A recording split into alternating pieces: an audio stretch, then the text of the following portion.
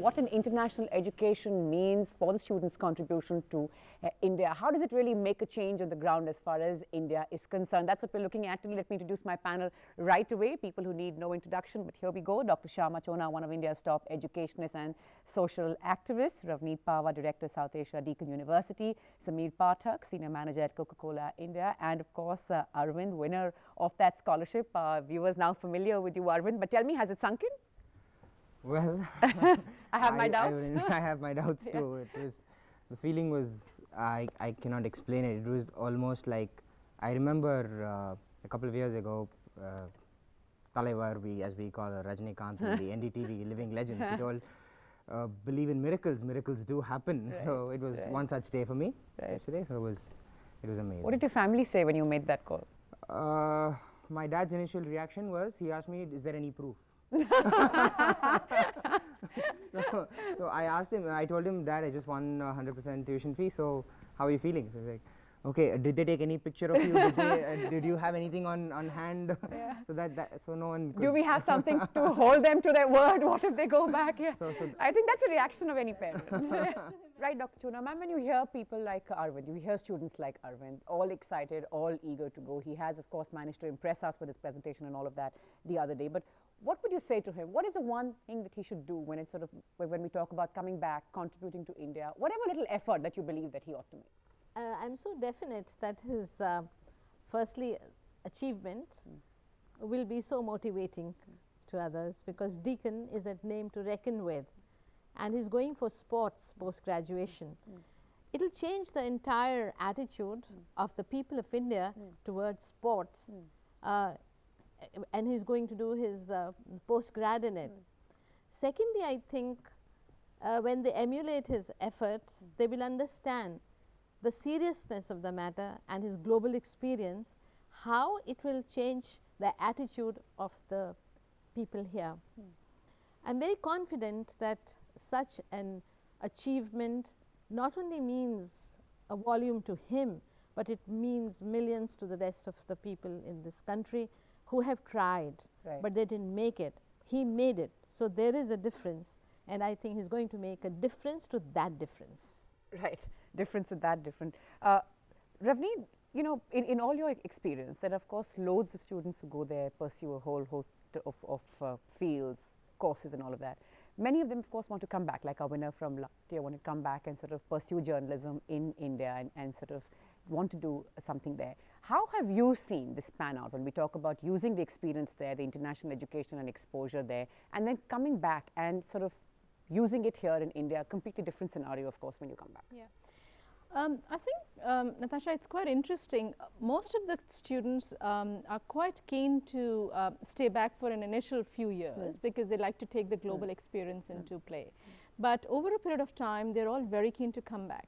You know, India is buzzing, right? And they're keen to contribute back to India. I have to say that some of them are really idealistic, and when they come and hit the ground, they find the reality, and it's a reality check for them. But the way they contribute, I think, is immensely, because they bring with them this whole change of attitude, like Dr. Chona was saying. The change of attitude, the change and the need to make a difference is very strong, because I've gone there, I've learned something, I need to bring this back to my country, and I need to make a difference. So because this is where I want to shine. Very many of them, of course, increasingly saying, I want to come back, and I want to do something here.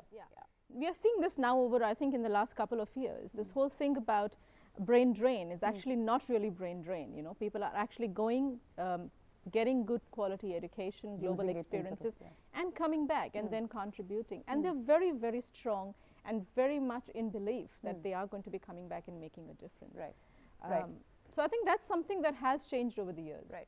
Sameer, from an industry perspective, from an employer's perspective, when you have students like this sitting in front of you, what do you really expect them to deliver on?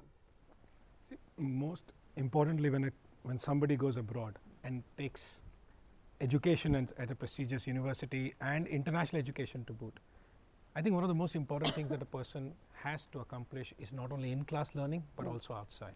Right. There is a lot that the world offers, which is not present in the class. Right.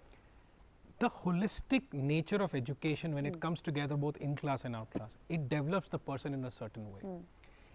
the ability of that candidate to then interact at various forums with different kinds of people, be able to present ideas, absorb ideas from others, go through them, sift out what will work, what will not work. That's what differentiates any employee from the other. That's how decision making happens in any organization. Right.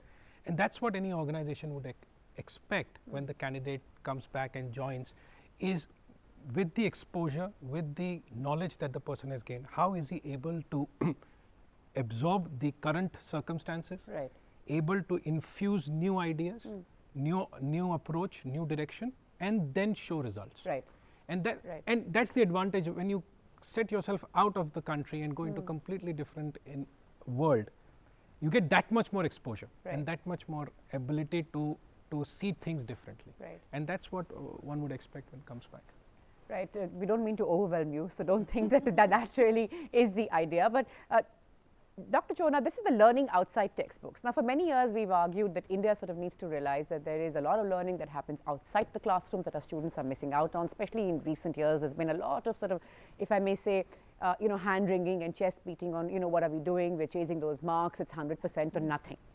Do you see realistically this paradigm changing in the country? Because now it's 100% or nothing. No, no, no, absolutely. I work in absolute terms because for me or for any educationist, education is experience, education is exposure, and a student who studies in a diverse global environment obviously creates a greater understanding within him which can be applied in the country for more peace, for more tolerance, for more listening, for more understanding.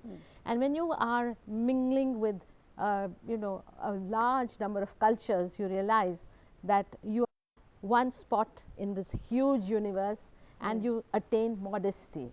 That modesty might run away when you are a success in this country, but when you are one among many successful ones, then you realize that there is so much more to cover, miles to go. Right. I think those are some of the learnings that you have, and Deakin is a perfect place. I mean, the ambience, I've been there myself, and I wish I was born 30 years later, so to have experienced an award like this. I'm sure Ravneet can still swing Yes, something I for know. you. I you have know, to be, so you just I have need to be reborn. sound her out. actually. We know she I has have the to power. be reborn. But Right. quickly, I think they'll get a new mission, they'll get a new vision. And I think this international experience away from rote learning will be more applicable. Right. It will be less rigid, and they will also understand the uniqueness of their presence among the global rest of them, Right. so that they're able to bring in the Gandhi, I Right. hope, Right. and the peace and the Right. tolerance and Right. the non-violence, Right. which I think are the needs This of is the a day. very important point because it's beyond just coming back and getting that dream job or that big fat salary or sort of being a success really in field. It's also everything else that you do, the sort of the more global citizen, the culture, the values and all of that. If I were to ask you, what do you believe